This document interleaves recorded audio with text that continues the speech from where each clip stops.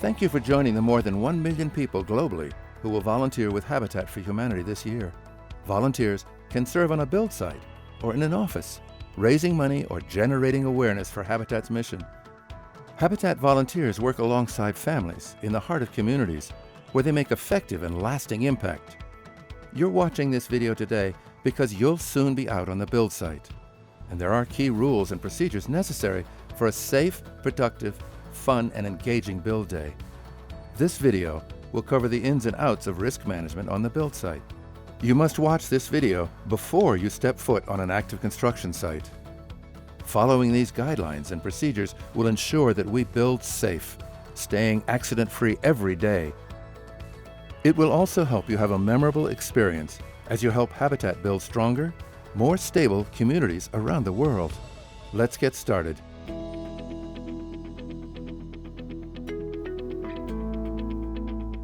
We'll begin by discussing how to prepare for your construction experience before you arrive at the build site. Safety starts even before you arrive on the build site. Wear clothing that's appropriate for the work and weather conditions. You should dress comfortably, but don't wear loose or baggy clothing. Pants and overalls should fit properly and have legs without cuffs. Shirts and jackets should be kept buttoned, and sleeves should also be buttoned or rolled up. Sleeveless shirts, tank tops, and shorts are not recommended because covering your skin protects from cuts, abrasions, and sunburn. Don't wear jewelry or watches, and if possible, leave purses and wallets at home. Cell phones can allow you to gather great memories from your experience, but using your phone in an active construction area can be hazardous. If you do need to take a call or want to get that great picture, be mindful of your surrounding, or step out of the construction area. Shoes should be sturdy with thick soles. Wear steel-toed shoes or work boots if you have them. Summer heat can be a hazard, so be sure to drink plenty of fluids, drink often, and take breaks. Heat exhaustion is triggered by excessive sweating and not drinking enough fluids. Serious cases of heat injury can lead to life-threatening heat stroke.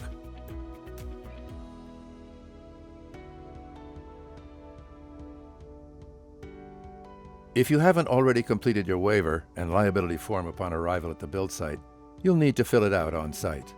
Then you'll need to sign in for the build day and meet with the affiliate site leadership. The build day will begin with a morning group safety discussion to review procedures specific to what you'll be working on that day. Please let your site leadership know if you're uncomfortable performing any tasks. The site leaders are the key on-site go-to personnel every volunteer should know before beginning work. If you have any questions, they are the ones to ask.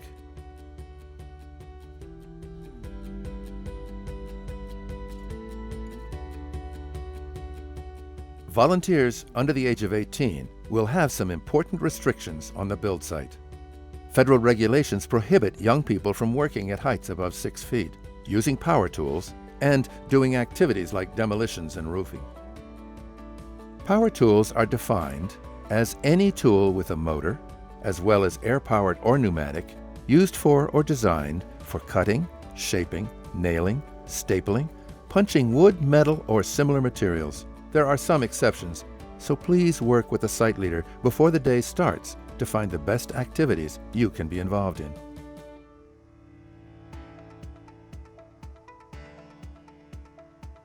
It is important to wear appropriate personal protective equipment, PPE, while on the build site. The site leader will provide all necessary PPE unless you prefer to bring your own safety goggles, gloves, and hard hat. Any PPE that you bring will still need to be inspected by the site leader for good working condition.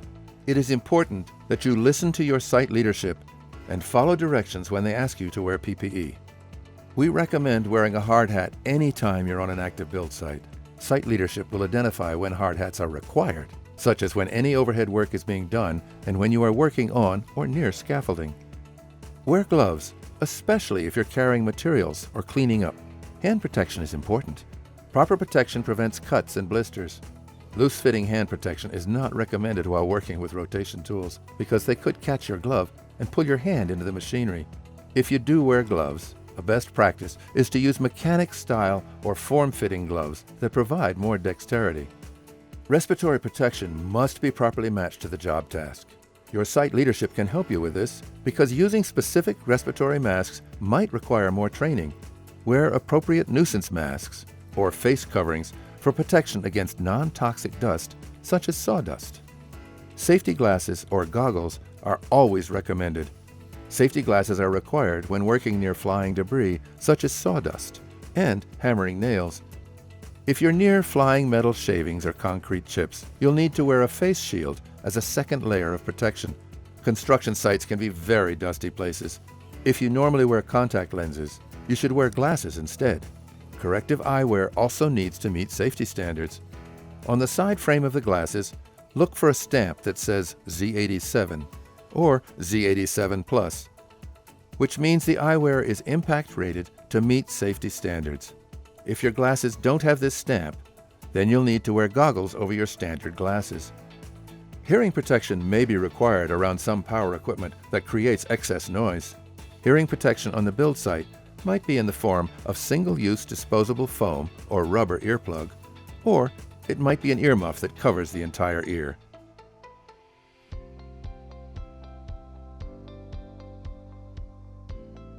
Before using any product like glue, caulking, or paint, be sure to ask your site leader about the hazards. Each product comes with a safety data sheet that recommends protective equipment, outlines health hazards associated with the product, and explains cleanup procedures. Before you go into a work area, survey the area to identify potential hazards. Build sites often have lots of people and various tasks happening at once, so you need to be aware of your surroundings at all times.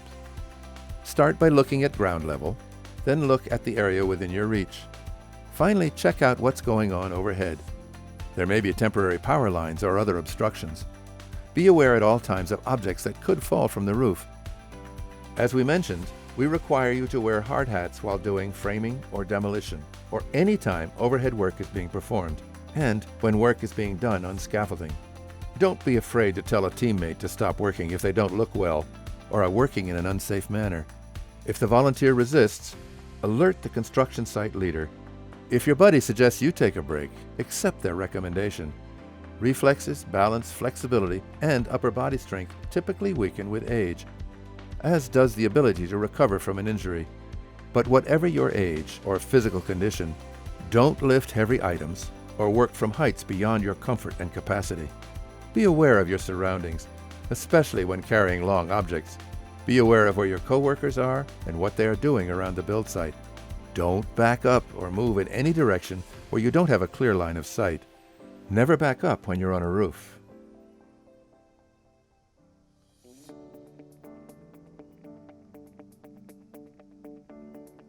Ask for the location of the emergency action plan and take time to review it. Every build site has a first aid kit that's clearly visible, along with an emergency contact phone list. If you experience an injury on the build site, please seek medical attention as soon as possible. Don't wait until the end of the day to notify your site leader. In most circumstances, you'll be asked to complete a form with information about the incident. Please be as detailed as possible in case more information is needed later.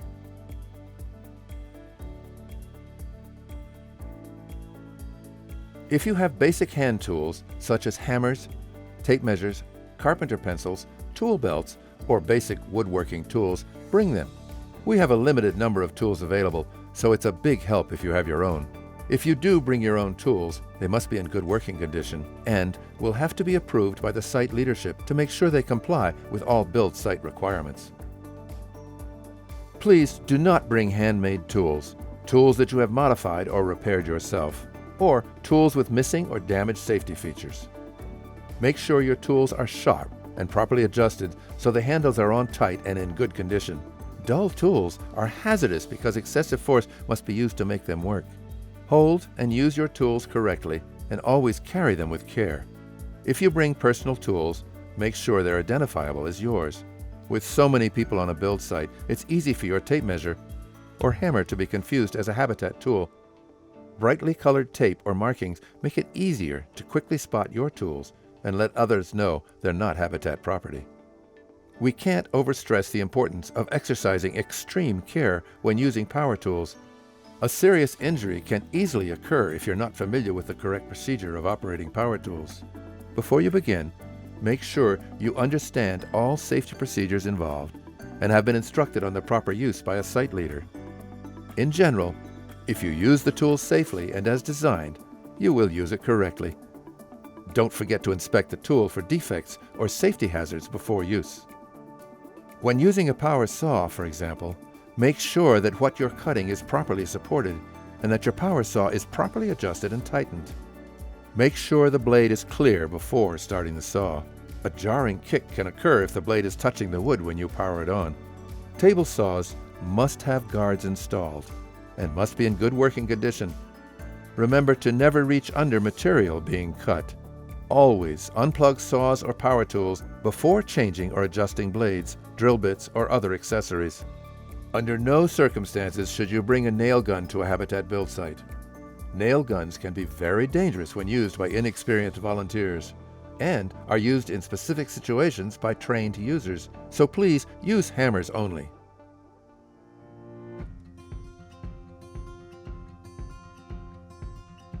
Inspect cords to make sure they're in good condition, and keep all power and extension cords out of walkways and doorways to prevent trip hazards. Your site leadership will direct you to use outlets that have ground fault circuit interrupters, also known as GFCIs, or to use an external GFCI at the power source. Ground pins need to be on all extension cords and grounded tools. However, it is acceptable to use tools that are two-pronged or double-insulated tools that were not manufactured with a ground pin. If a circuit breaker turns off, shutting off your tool, be sure to notify your site leadership for proper corrective action.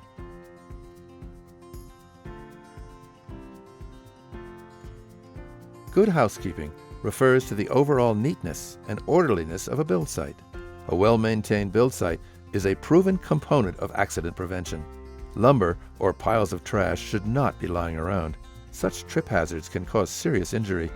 Please keep track of the tools you're using, and when you're done with them, return them to the tool trailer or put them in a safe place so they don't become a trip hazard for you or someone else.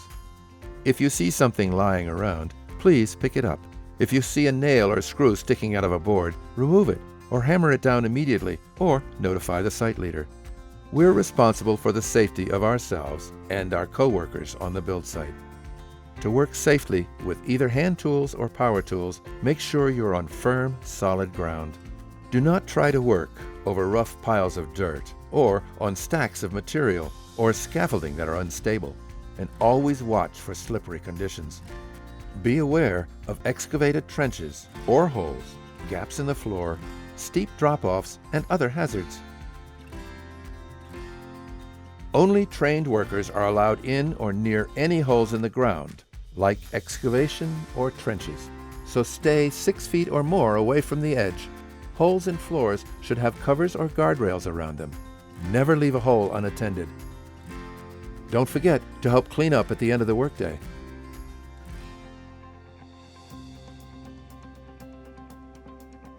In general, good housekeeping is the best way to prevent fires. Flammable and combustible liquids must be properly stored and clearly marked. Locate fire extinguishers before beginning work. Always keep containers, such as paint thinner, closed when they are not in use. There are usually temporary overhead power lines on site, so be extra careful while carrying ladders and lumber. Aluminum ladders and long-handled tools such as paint extension poles are not allowed near overhead power lines. Damp conditions will conduct electricity, causing shock and serious injury, even death, and could start a fire. And please, no smoking on the Habitat build site.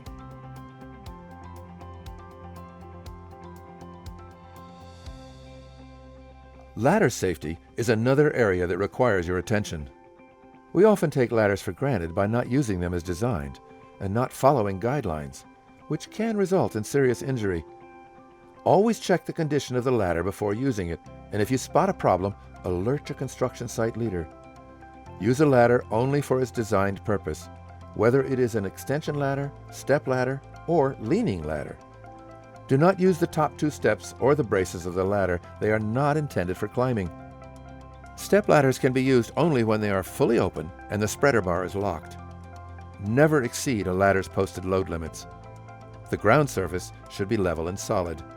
If the surface is not level, make sure to secure the ladder base to stabilize it from accidental movement. Use the rubber pads on solid surfaces like concrete, and use the swivel spikes in soil or gravel. Use the 4-to-1 rule. For every 4 feet in height, the base of the ladder should be 1 foot away from the house. Ladders extending onto the roof should extend at least 3 feet past the roof or working surface. The same rule applies when working with scaffolding. Always face a ladder when climbing up or down. And always use 3 points of contact while climbing, 2 hands and 1 foot, or 2 feet and 1 hand. When stepping off the top of the ladder to another walking surface, be sure the upper part of the ladder is secure to prevent accidental movement. Always keep the exit points clean and clear of debris to prevent ankle twists or tripping hazards. Don't forget to remove all the tools from the top of the ladder before you move it.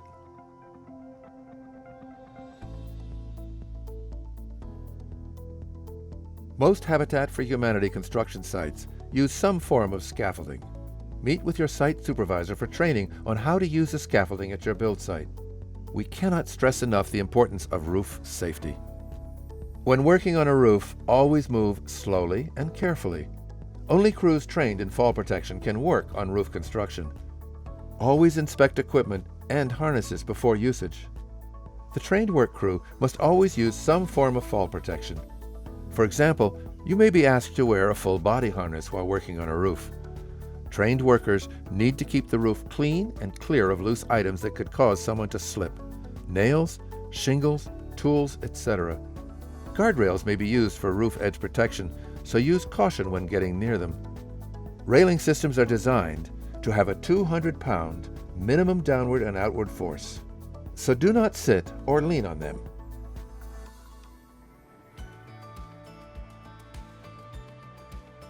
Lifting and carrying involves simple rules, but those rules can be easy to forget.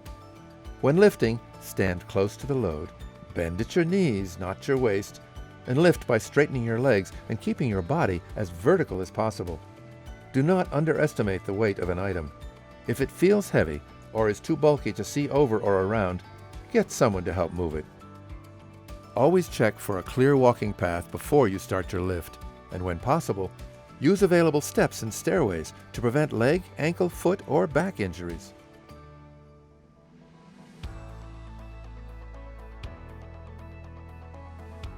Remember, most of what we discussed is just good common sense, but sometimes we forget things that are obvious. Forgetting is dangerous on a build site. If you spot an unsafe situation, calmly point it out to your site leaders. If you're not sure how to do something, just ask. And if you feel uncomfortable about how things are being done, tell your construction site leader.